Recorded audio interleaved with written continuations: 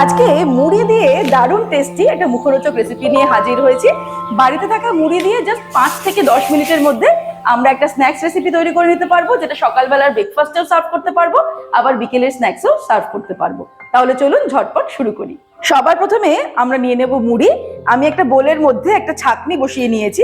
এই স্টেনারের মধ্যে আমি কিছুটা পরিমাণে মুড়ি নিয়ে নিচ্ছি। মোটামুটি দুজনের পরিমাণ মতো আমি মুড়ি নিয়ে নিলাম, মানে যে রেসিপিটা করব সেটা আমরা দুজনকে সার্ভ করতে পারবো সেই আন্দাজে মুড়ি নিয়ে নিয়েছি। এবারে আমরা এটাকে একটুখানি জাস্ট একবার ওয়াশ করে নেব। অল্প অল্প করে আমি মুড়ির মধ্যে জল ঢালছি। মুড়িগুলোকে হালকা ভিজিয়েও নেওয়া হচ্ছে আর একটুখানি ধুয়েও নেওয়া হচ্ছে, কারণ আমরা যদি একবারে জলের মধ্যে মুড়িগুলোকে ডুবিয়ে ধুতে চাই তাহলে কিন্তু মুড়িগুলো একদম নরম হয়ে যাবে। তাই এই পদ্ধতি অবলম্বন করে আমি মুড়িগুলোকে ধুয়ে নিলাম। এবারে আমরা চলে যাব পরের স্টেপে। এবারে আমি একটা কড়াইতে 1 টেবিল স্পুন মতো সর্ষের তেল নিয়ে নিয়েছি। এটা সাদা তেলেও করা যেতে পারে, অসুবিধা নেই। ফ্লেমটাকে মিডিয়াম টু লোতে করে দিয়ে এর মধ্যে ফোড়ন দেব একটা শুকনো লঙ্কা, যেটাকে 2 টুকরো করে দিয়ে দিলাম, আর দিয়ে দিচ্ছি 1/4 টিস্পুন গোটা জিরে। সাথে কয়েকটা কারি পাতা দিয়ে দিচ্ছি। কারি পাতার টেস্টটা কিন্তু বেশ ভালো লাগবে। ফ্লেমটাকে লোতে রেখেই ফোড়নটাকে জাস্ট 5-10 সেকেন্ড আমরা ফ্রাই করে নিলাম। এবারে এর মধ্যে দিয়ে দেবো কুচানো পেঁয়াজ, একটা ছোট সাইজের পেঁয়াজ এরকম কুচিয়েছি।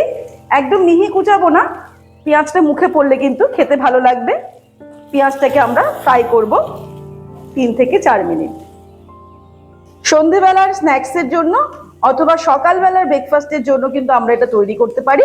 তবে ব্রেকফাস্টে তৈরি করলেও কিন্তু টিফিন বক্সের লাঞ্চ হিসেবে প্যাক করলে খুব একটা খেতে ভালো লাগবে না, কারণ এটা একটু গরম গরম সার্ভ করলেই ভালো লাগবে। পেঁয়াজটা যখনই এরকম ট্রান্সপারেন্ট হয়ে যাবে তখন আমি এর মধ্যে দিয়ে দিচ্ছি আদা কুচি। 1 টিস্পুন মতো আদা কুচি দিয়ে দিলাম, 1-2 কাঁচা লঙ্কা কুচানো দিয়ে দিলাম, আর দিয়ে দিচ্ছি চিনে বাদাম, 1 মুঠো চিনে বাদাম দিয়ে দিলাম।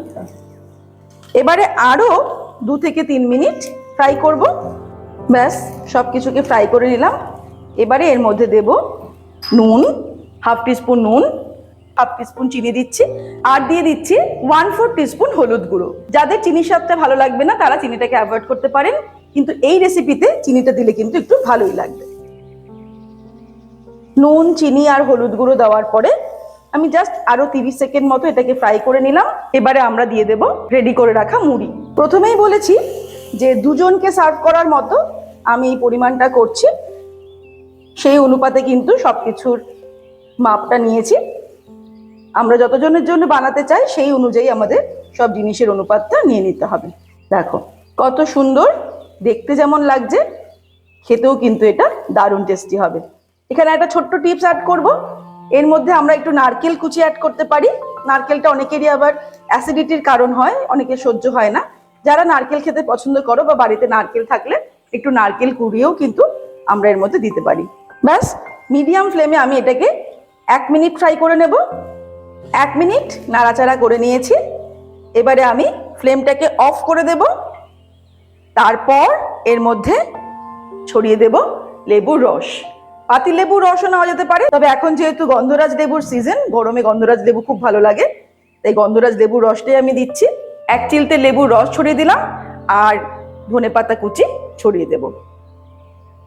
লেবুর রসটা কিন্তু ওভেনটাকে অফ করার পরেই দেব, দিয়ে একবার শুধু একটু মিক্স করে নেব। আহা হা, গন্ধরাজ লেবুর সুগন্ধ বেরোনো শুরু হয়েছে, আর এটা খেতেও কিন্তু দারুণ টেস্টি হবে।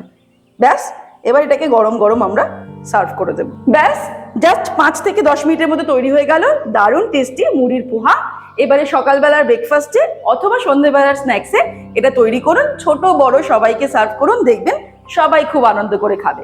আজকের এই রেসিপিটা আপনাদের কেমন লাগলো আমাকে অবশ্যই কমেন্ট করে জানাবেন, আর ভালো লাগলে কিন্তু লাইক করতে আর শেয়ার করতে ভুলবেন না।